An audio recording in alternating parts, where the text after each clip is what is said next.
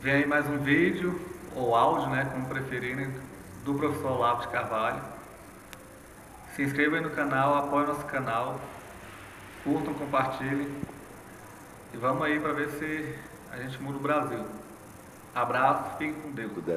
Da questão da imortalidade se tornou extremamente difícil devido à impregnação da cultura contemporânea por uma série de conceitos que se tornaram de uso corrente e que determinam hoje praticamente todo o vocabulário em que essa discussão se trava,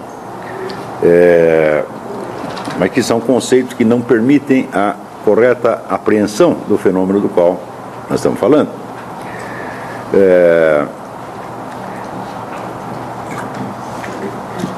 Basicamente, as duas orientações seguidas pela filosofia moderna com relação a esse ponto, se resume nas duas expressões que definem o ser humano como, aspas, uma inteligência servida por órgãos, como é a definição cartesiana, na qual a alma, ou consciência, ou a mente, ou como queiram chamá-la, aparece como um cavaleiro e o corpo como um cavalo. De modo que se trata de duas substâncias diferentes, quase que dois entes diferentes, cuja junção num mesmo ponto do espaço se torna tão problemática que Descartes teve que conjecturar um terceiro órgão que os juntasse. Ele acreditava que essa junção da alma com o corpo se dava na glândula pineal, esquecendo que a glândula pineal é parte do corpo. Então, evidentemente, essa solução não resolvia nada. E a segunda hipótese seria, pelo lado materialista ou sensualista, considerar o ser humano como um conjunto de órgãos que produzem, pelo seu funcionamento, uma consciência. Quer dizer, nesta segunda hipótese, a consciência é um efeito, é um produto do cérebro, né? E no primeiro caso, cartesiano, o cérebro e o restante do corpo são órgãos a serviço de um treco chamado alma, né? Então, colocadas as coisas assim, fica extremamente difícil você explicar não só o próprio conceito de imortalidade, pois no caso cartesiano você teria que explicar como que após a morte o cavaleiro continua cavalgando sem cavalo, não é isso? E no segundo caso, como a consciência ou a alma é produto do corpo, não tem sentido você conjecturar que ela possa continuar operando sem o corpo, tá certo? Então, esses conceitos eles criam muitas dificuldades, mas como eles se impregnaram no vocabulário contemporâneo, até na vida diária, nas discussões familiares, as hipóteses que surgem estão sempre balizadas por esses conceitos, né? Então, é bastante evidente que a questão da imortalidade ela só pode ser enfocada mediante algum esclarecimento das relações entre consciência e corpo. É isso? Então, a primeira providência que nós temos que tomar para introduzir alguma clareza nessa discussão é justamente elucidar qual é precisamente essa relação. Ora, partindo da hipótese sensualista de que a consciência é um produto do funcionamento do cérebro, a dura realidade é que jamais se obteve o mais mínimo sinal de que fosse possível produzir algum ato de consciência mediante a estimulação cerebral. Todas as experiências que foram feitas até hoje, todas, isso nunca apareceu em parte alguma. Quer dizer, existe um século de experiência que mostram que a ideia de o cérebro produzir consciência é apenas um ato de fé. Não há nenhum sinal de que isto realmente aconteça. Por outro lado, existe uma série igualmente grande de fatos colegidos por vários cientistas que mostra a operação da consciência longe ou independentemente do corpo. Mas até mesmo nesses fenômenos se introduz o elemento corruptor desse dualismo cartesiano, na medida em que se chamam essas experiências como atos de consciência fora do corpo. Se você diz que há atos de consciência fora do corpo, por exemplo, o sujeito que neste momento sentado aqui, ele observa o que está se passando numa cidade da Ásia, você está supondo que em outros momentos a consciência funciona dentro do corpo. Ou seja, normalmente a consciência funciona dentro do corpo, mas também existem casos excepcionais em que ela funciona, aspas, fora do corpo, né? Então, ainda assim, você vê que, mesmo nesses casos, você vê que a ideia de uma dualidade de substâncias continua presente. Quer dizer, você tem um elemento chamado corpo, outro elemento chamado alma, ou consciência, ou mente, né? E eles se relacionam de distintas maneiras, tá certo? A maneira habitual seria quando elas operam juntas, e há uma maneira excepcional onde funcionam separadas, tá certo? Ora, dentre esses casos de visão, entre aspas, fora do corpo, e daqui a pouco eu vou explicar por que eu uso esse fora, entre aspas, existem basicamente dois tipos. O primeiro é o seguinte: um sujeito dotado de certas capacidades ditas paranormais fecha os olhos num lugar e enxerga o que está se passando em outro lugar, tá certo? Lugares totalmente inacessíveis, às vezes do outro lado do mundo, né? Um exemplo característico foi quando, nos anos 70, eles soltaram aquele satélite que era, na verdade, um laboratório espacial, o Skylab. E o maior problema com o Skylab é saber onde é que ele ia cair. Ele podia cair em qualquer lugar. Então, você imagina o desastre que seria isso cair no meio de Nova York, por exemplo, né? E ninguém sabia, não havia meio científico de calcular isso aí. Então chamaram 3 videntes, tá certo? Separadamente, em lugares diferentes, sem nenhum contato com o outro. E os 3 disseram que o Skylab ia cair no dia tal, às tantas horas, no meio do deserto na Austrália. E ele caiu exatamente lá, tá certo? Então, isso aí foi um negócio altamente comprovado. E essa experiências desse tipo foram repetidas milhares e milhares de vezes. Eu tinha preparado aqui um conjunto, um pequeno mostruário desses fatos, que está sendo impresso agora, depois a gente distribui, mas nós não dependemos dessa. Essa coleção é só para, como é que se diz? É só título de amostra, tá certo? Como é? Nos anos 70, não lembro exatamente a data, mas é só você procurar Skylab na internet, você vai ver, né? Depois Skylab e Remote Vision, vai aparecer isso aí, né? Houve também o caso de um vidente chamado, acho que John, não lembro, John ou George Moneagle, que trabalhou para o Estado-Maior das Forças Armadas e para a CIA, e que acabou recebendo a mais alta condecoração militar dos Estados Unidos, mais alta condecoração militar dada em tempo de paz, por ter fornecido informações essenciais em mais de 150 casos, tá certo? Tudo isso feito sob controle, os mais rigorosos controles. Existem inúmeros outros casos. Também o caso de um sujeito que testou 47 alunos deles, acho que em novembro de 2003, uma coisa assim, para que dissessem como e onde seria capturado Saddam Hussein. Então, primeiro lugar, se seria capturado, se seria encontrado vivo e como seria encontrado. E, por incrível que pareça, dos 47, 45 acertaram, dizendo que ele seria capturado vivo, que seria encontrado num túnel, que teria uma arma de mão, que teria 2 assessores com ele, uma certa quantia de dinheiro no bolso, e que estaria muito mal vestido, como um mendigo, com barba por fazer, etc.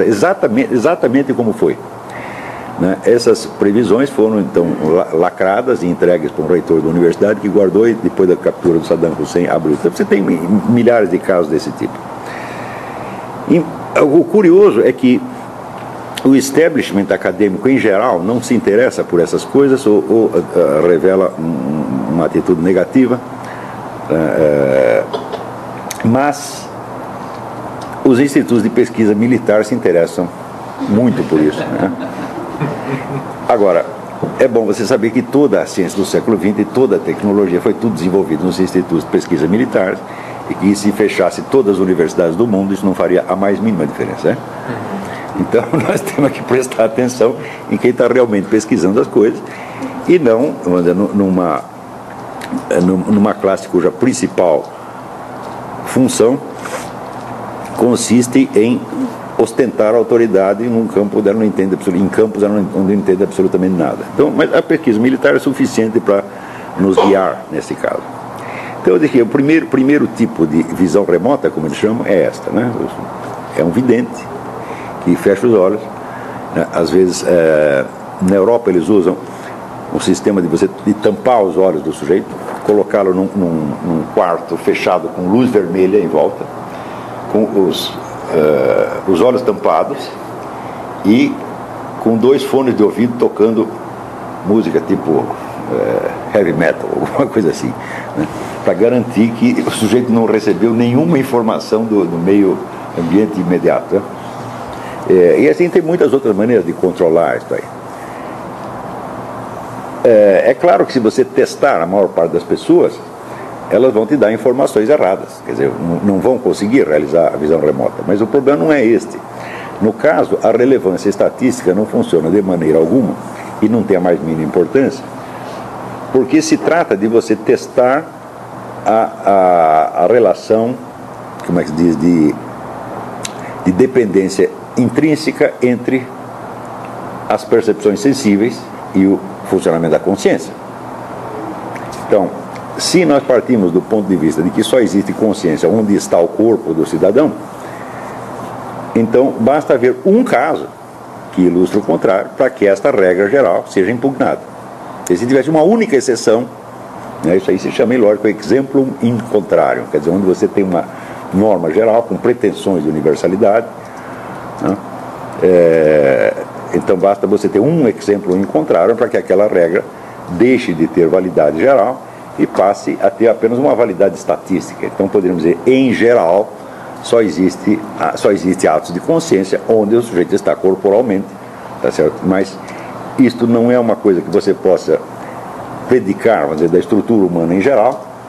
Então isso não seria uma regra geral, mas seria apenas um hábito. Quer dizer, habitualmente funciona assim, mas pode funcionar de outra maneira também, tá certo? Então também é claro que essa percepção remota, visão remota, ela tem algumas limitações. Por exemplo, só uma vez se encontrou um vidente capaz de ler um texto à distância, reconhecer palavras, né? Ele botava o sujeito aqui e ele lia um texto no Japão, né? Que tal, alguém estava exibindo lá, né? Em geral não se consegue fazer isso, quer dizer, os textos escritos não são reconhecidos, mesmo que esteja escrito na parede, não pega somente lugares e pessoas e atos, né?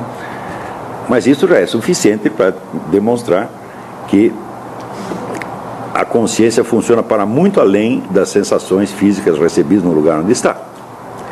Porém, existe um segundo tipo de visão remota que é mais grave ainda. É aquele na qual um sujeito em estado de morte clínica, sem atividade cardíaca e, em grande número de casos, sem qualquer atividade cerebral identificável, quando é ressuscitado, descreve tudo o que se passou na sala durante aquele período, e não só o que se passou na sala, mas o que se passou em salas vizinhas, tá certo? De maneira perfeitamente exata, tá certo? Houve casos até em que o cérebro da pessoa estava fora do crânio,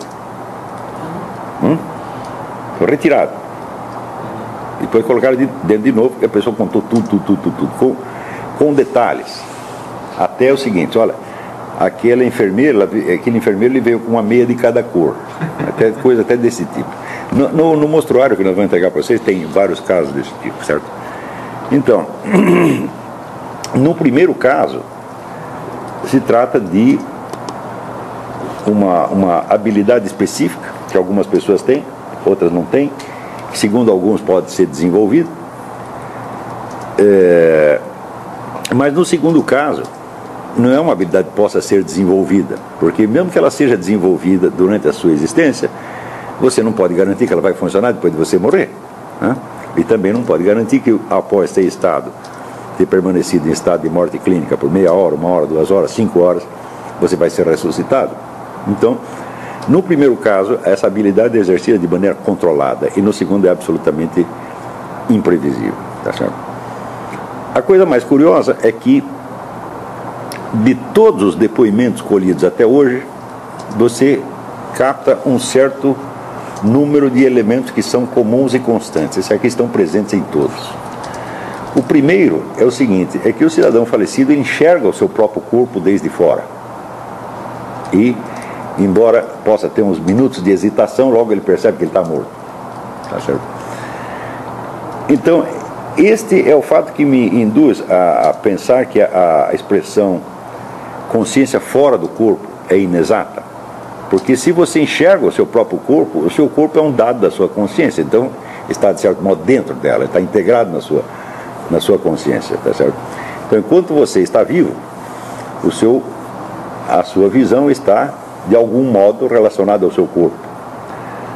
O fato de que você veja coisas longe do corpo não quer dizer que você esteja vendo fora do corpo, porque o seu corpo está vivo. Quer dizer, o que houve é uma estranhíssima extensão da sua capacidade perceptiva, mas não houve a supressão do seu corpo. E no segundo caso, se o corpo é visto pelo sujeito, então o corpo é um dado de consciência, então não há nenhum dos casos há uma separação entre a consciência e o corpo, tá certo? O que há, vamos dizer, é uma distinção tão clara que basta para impugnar na base a ideia de que o corpo produz a consciência. Tá certo? Não se pode falar de uma independência total entre as duas coisas, tá certo? Mas a ideia de que o corpo de que a consciência só possa funcionar a partir de dados sensíveis colhidos ali onde está o corpo, essa ideia pode se considerar impugnada, tá certo? Muito bem, se nós conseguimos articular, a consciência que nós temos desses fatos com aquilo que foi explicado ontem a respeito da ideia do eu substancial, você percebe claramente que o que sobrevive, o que está ativo, exercendo atividade cognitiva durante o estado de morte clínica, é precisamente o eu substancial. Tá certo? Então, isso é o que explica que as pessoas que tenham passado por essa experiência, todas elas, sem exceção, relatem que durante aquele período elas estavam 1000 vezes mais inteligentes do que em vida. Elas entendiam tudo imediatamente, que as suas vidas inteiras lhe apareciam num relance. Se elas quisessem recordar a sua vida inteira, tudo aquilo lhe aparecia com uma forma coerente, com todas as sequências temporais, com todas as ligações de causa e efeito, e tudo isso praticamente sem nenhum esforço cognitivo. E que, portanto, esta experiência lhes dava também a oportunidade de saber quem elas eram, de compreender, vamos dizer, a forma e o sentido completo das suas vidas. Em alguns casos, essa experiência era acompanhada, quer dizer, de uma espécie de exaltação espiritual muito, muito intensa, quando essas pessoas viam que tinham passado por uma outra forma de espaço, que era um espaço ilimitado, no qual se encontravam com outras pessoas, seus parentes e amigos já mortos, que vinham recebê-los de algum modo.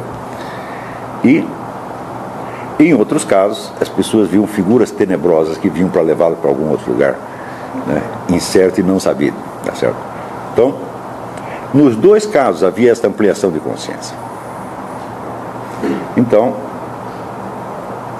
é claro que nesses casos nós estamos falando de uma consciência de si próprio que está desligada das limitações que produzem essas três modalidades de consciência que nós exercemos em vida. Então nós entendemos que essas três, o eu biográfico, o eu social e o eu presencial, são apenas adaptações que restringem a consciência a um determinado campo para fins de uma orientação nas condições da vida terrestre. Dito de outro modo, o que nós chamamos de cérebro não produz o pensamento, mas ao contrário, o limita. O limita para fins de adaptação da consciência individual a uma determinada condição de vida num certo lugar, que é esse planeta.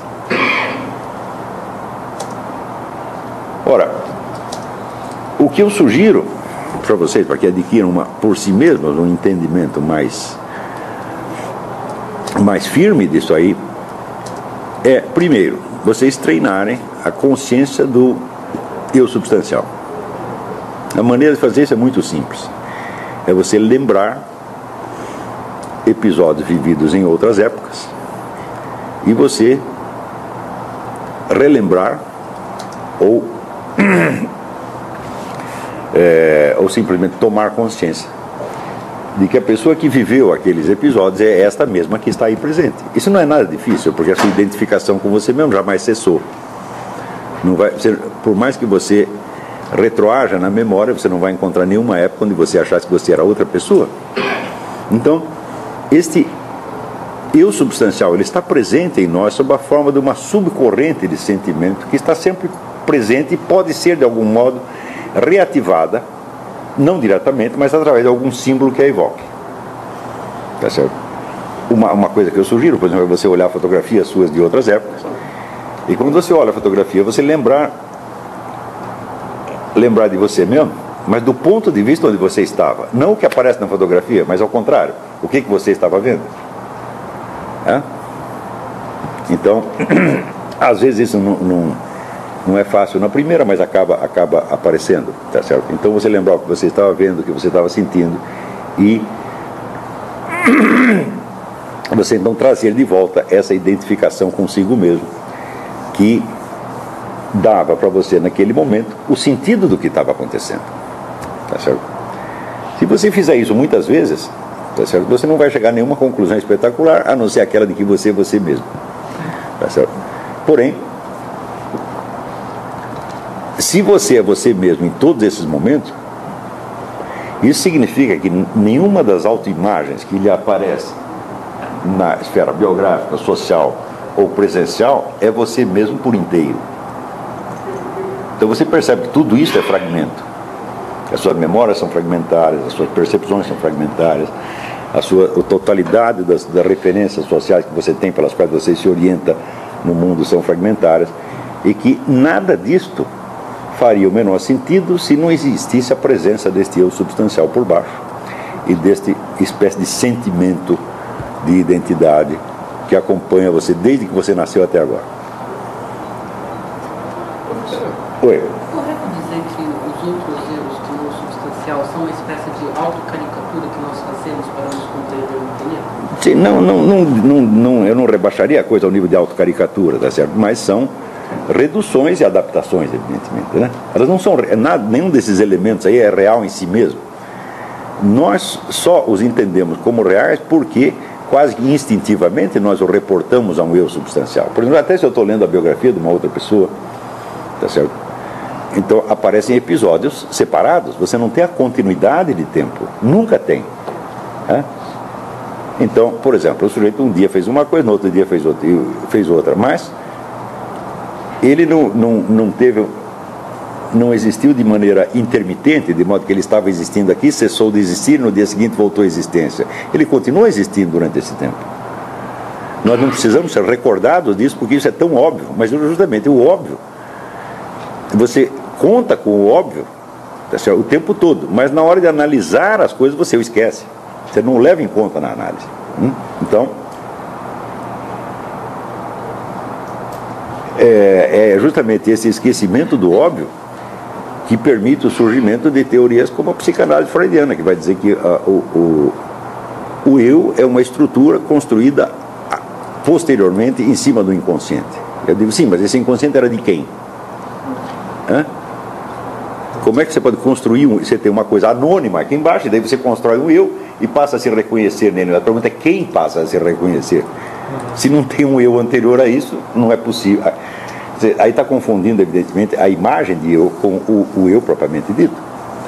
Você precisa ver que todos os elementos que compõem o seu eu biográfico, seu eu social e seu eu presencial são atos mentais, ao passo que o seu eu substancial não é um ato mental, ele é uma coisa que existe realmente, ele não é um conteúdo da sua consciência, jamais ele é um conteúdo da sua consciência. Você pode dizer ao contrário, que a sua consciência é um conteúdo dele, ou seja, a sua existência transcende o universo de dados aos quais você tem acesso consciente. Embora você possa estar continuamente puxando de lá de dentro mais e mais e mais e mais informações, você nunca vai esgotar. Tá certo? Então, desde logo, esta experiência de que você existe, né, embora ela seja óbvia quando nós a formulamos assim, o simples fato de você vivenciar essa experiência vai dar uma integração maior para a sua pessoa.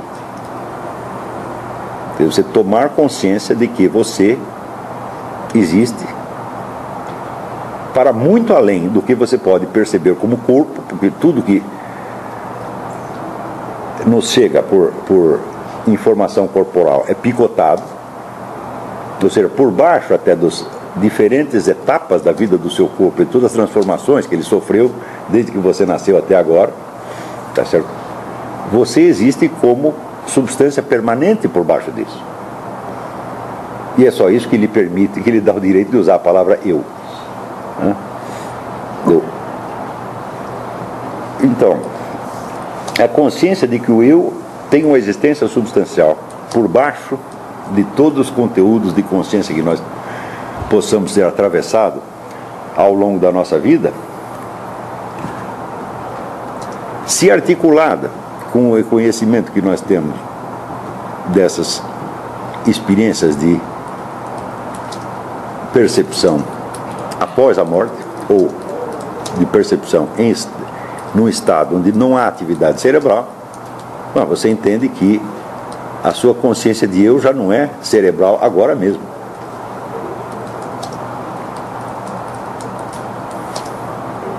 Então isso aí já muda tudo de figura, né? Então, de um lado você entende que a consciência não pode ser de maneira alguma um efeito do funcionamento corporal, mas você também entende que o corpo não é uma coisa totalmente separada da consciência. Você entende que em nenhum momento você se separou do seu corpo. E você não se separará dele nem depois da morte. Porque ele continua sendo um elemento da sua consciência. Se o indivíduo que está em estado de morte clínica, no começo se definia a morte clínica como ausência de atividade cardíaca, mas hoje se exige mais, ausência de funcionamento cerebral. Tá certo? Se quando o seu coração, o seu cérebro já pararam de funcionar, você enxerga o seu corpo e reconhece que é seu, você jamais se separou dele.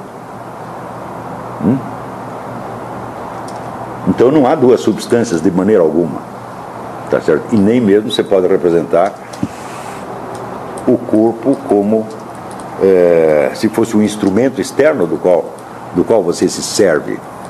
Existe ainda uma identidade entre você e ele. Você reconhece que é o seu corpo, e o seu corpo é uma parte da sua vida, né? Ainda que a vida se prolongue para além da existência do corpo, aquela existência corporal que você teve durante a sua vida terrestre continua sendo sua. Então vocês entendem a imensa profundidade da filosofia escolástica quando falava de um composto indecomponível de alma e corpo. Não há separação de alma e corpo. Há apenas como se fosse uma mudança de posição. Quer dizer, enquanto você está no mundo terrestre, você recebe informações sensoriais e você tem a impressão de estar exercendo a sua consciência desde dentro do corpo, embora isso seja apenas uma coisa que acontece de vez em quando e não necessariamente. Quando você morre, inverte a coisa. Você tem um novo centro de existência que está manifestamente distinto do seu corpo, mas dentro do qual agora o seu corpo se integra como um elemento da sua vida, um elemento da sua biografia. A história da qual você vai se lembrar logo após a morte é a história da sua existência terrestre, portanto da sua existência corporal, e continua sendo a sua história. Então não pode haver uma desidentificação completa, senão o indivíduo confundiria o seu corpo com o de outra pessoa. E no entanto, em todas as descrições que aparecem, nesses casos de pessoas ressuscitadas após o estado de morte clínica, o indivíduo enxerga o seu corpo e ele o enxerga precisamente na posição relativa real que ele tem com relação ao lugar, às outras pessoas, né? Digamos, ao recinto onde ele está, a casa, a rua, tá certo? A cidade, etc, etc. Quer dizer, no começo, durante uns minutos, a pessoa pode, não sei quanto tempo, eu falo minutos genericamente, às vezes isso é uma hesitação, mas logo o indivíduo percebe que é ele mesmo, né? Então nós podemos dizer o seguinte: a maneira correta de dizer a relação à alma e corpo é o seguinte: é que o corpo é uma etapa da sua existência. Ele não é um instrumento, ele não é um órgão, e ele também, vamos dizer, não é o produtor da consciência, mas ele é um capítulo da sua história. Por que não é um instrumento da consciência? Porque você tem identificação com ele.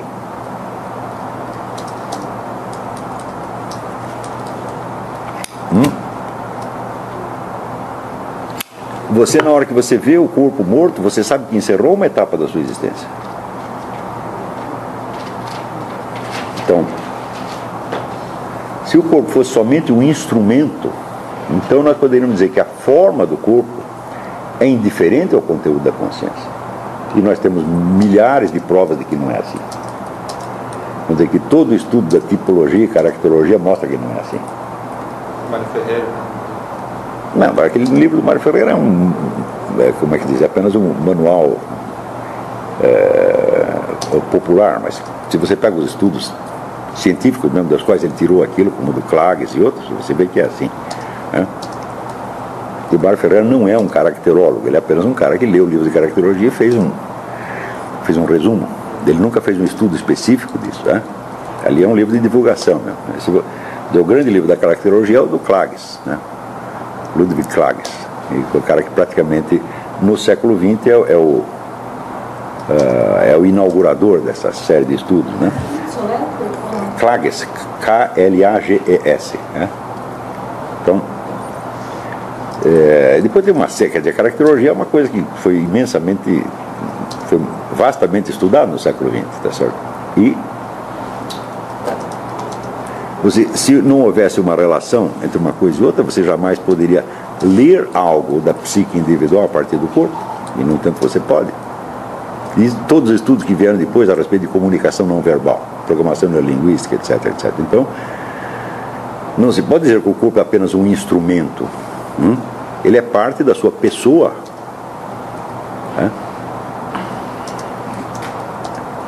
Então isso quer dizer, não existe assim uma alma etérea, né, imaterial, que tem um corpo e que o pilota como se fosse um automóvel, um cavalo. Não é somente um instrumento, ele é parte de você mesmo. Então a melhor maneira de defini-lo é dizer que ele é uma etapa da sua vida, ele é um capítulo da sua vida. Necessária para essa existência.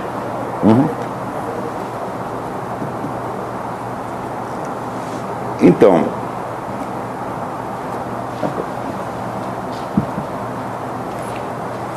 o pessoal está imprimindo lá os PDFs? Eita!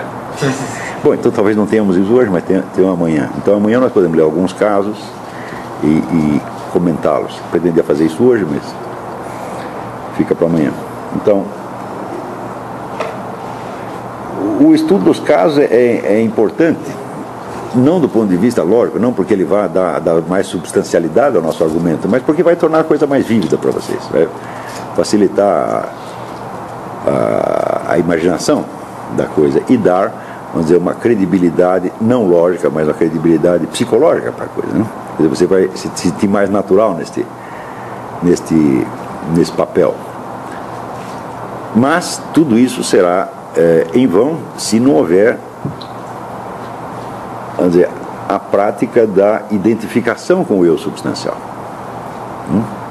a qual não tem nada a ver com vida após a morte. Em si mesma não tem nada a ver. Tudo que você vai lembrar são coisas que se passaram nesta vida, tá certo? Só que o importante é você perceber que suas ideias mudaram, suas percepções mudaram, todos os seus estados passaram e você continua. Então, inspire-se no famoso verso do Guillaume Apollinaire, Les jours s'en vont, je demeure, né? Então, os dias vão e eu fico. Isso é, quer dizer, eu tenho uma modalidade de existência própria que permite a minha continuidade ao longo do tempo enquanto tudo passa. Você vai ver que esta identidade do eu, ela de fato é imutável. Nada, embora você tenha adquirido novas informações sobre você mesmo, embora você saiba coisas sobre você mesmo que em outra época você não sabia, o sentimento de identidade com você mesmo é o idêntico. Tá certo?